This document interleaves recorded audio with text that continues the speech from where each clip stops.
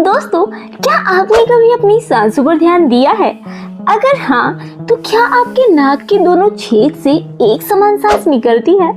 नहीं दोस्तों, कभी भी हमारे दोनों नाक के छेद से एक बराबर सांस नहीं निकलती। या तो दाई नाक से खुल के सांस निकलेगी या फिर बाई नाक से। नाक का एक छेद हमेशा थोड़ा बंद सा रहता है। दोस्तों, आज के इस वीडियो में रहस्यमय स्वर विज्ञान के रहस्यों के बारे में बताऊंगी, तो वीडियो को शुरू से लेकर एकदम लास्ट तक देखना, क्योंकि ये वीडियो आपके जीवन के लिए बहुत ही खास होने वाली है।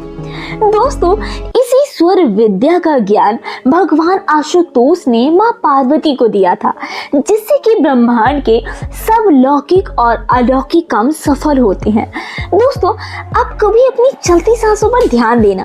जब भी बाई नाक खुलकर चलती हो तो उसे चंद्र स्वर, और जब भी दाई नाक से खुलकर सांस चले तो उसे सूर्य स्वर कहते हैं। दोस्तों, इस ज्ञान की सबसे खास बात यह है कि मनुष्य जो भी अपने जीवन में बनना चाहता है वो सफल होगा या नहीं होगा, इस विद्या से जान सकता है। दोस्तों, नाड़ियों पर आधारित शास्त्रों के अनुसार हमारे शरीर में सबसे इम्पोर्टेंट 3 नाड़ियां होती हैं, जो कि हमारे पूरे जीवन को संचालित करते हैं। दोस्तों, नाड़ियों का मतलब कोई धमनी या फिर नसें नहीं है, बल्कि नाड़ी का मतलब वो है जिससे प्राण संचारित होते हैं। और वो 3 नाड़ियां हैं, इड़ा, पिंगला और सुषुम्ना। दोस्तों, हमारे आयुर्वेद में कहा जाता है कि जो 3 नाड़ियां हैं, इनमें अगर संतुलन बना लिया जाए तो जीवन में हर काम में सफल हो सकते हो।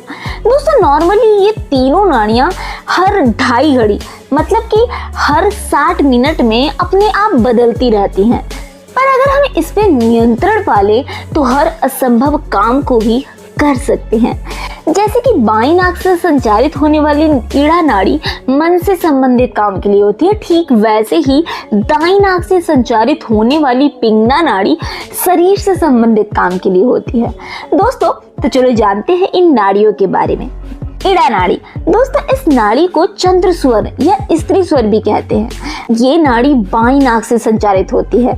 इसका रंग सफेद और पीला होता है। ये नाड़ी जब चलती है तो हमारे शरीर को ठंडा कर देती है। दोस्तों, इसका स्वभाव शीतल और पॉजिटिव होता है। ये नाड़ी हमारी मानसिक एनर्जी से संबंधित होती है। ये नारीत्व का भी प्रतिनिधित्व करती है। इसका जो मेन स्थान है वो है मूलाधार चक्र। ये नाड़ी अंतर्मुखी करने वाली है। इसका संबंध हमारे दिमाग के दाहिने यानी कि राइट हेमिस्फीयर से है। इड़ा नाड़ी को अमृत रूप भी माना गया है, जो कि दुनिया का पालन करती है और ये सभी शुभ काम को पूरा कर देती है।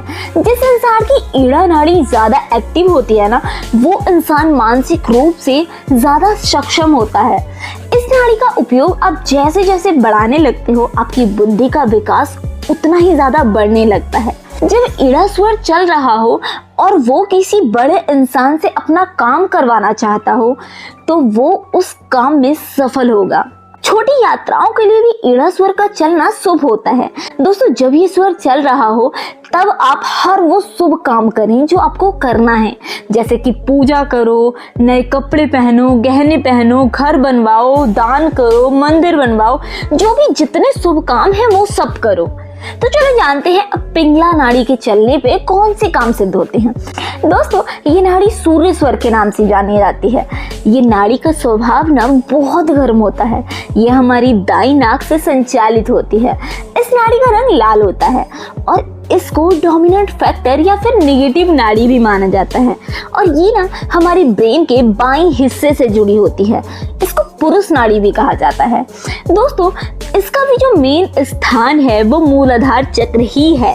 जैसे कि इड़ा नाड़ी मूलाधार चक्र के बाएं हिस्से से निकलकर बाईं नाक के हिस्से में पहुंचती है, ठीक वैसे ही मूलाधार चक्र के दाहिने हिस्से से निकलकर दाहिनी नाक में पहुंचती है। ये जब हमारे दाहिनी नाक से सांस का फ्लो हो तब आप समझ जाना कि प्राण दाहिने स्वर यानी कि पिंगला स्वर में चालू है, जिससे शरीर में पिंगला फ्लो ज्यादा बहता है। वो शारीरिक रूप से ज्यादा काम करने वाला होगा और उसके लिए शारीरिक काम ही उचित भी होता है। जब हमें अपने आप में एनर्जेटिक लगे तब ये मान लेना चाहिए कि पिंगला नाड़ी का प्रयोग ज्यादा हो रहा है। अगर किसी इंसान का पिंगला स्वर चल रहा हो तो ऐसे में वो अपने से नीचे काम करने वाले इंसान से कोई काम करवाना चाहता है तो निश्चित रूप से उस समय में वो उसका काम जरूर करेगा और उसकी बात भी मानेगा। और इसका प्रयोग जब कसरत करना हो, लड़ाई करना हो या फिर कोई भी ऐसा काम जो शारीरिक मेहनत से जुड़ा हो तो हमें उसमें सफलता मिल जाती है। दोस्तों, जब ये स्वाद चल रहा हो तब आप कोई किताब पढ़ो या फिर गाड़ी चलाओ, संसारिक जो चीजें हैं उनका उपभोग करो, नहाओ, जितना हो सके भरपूर सो सको।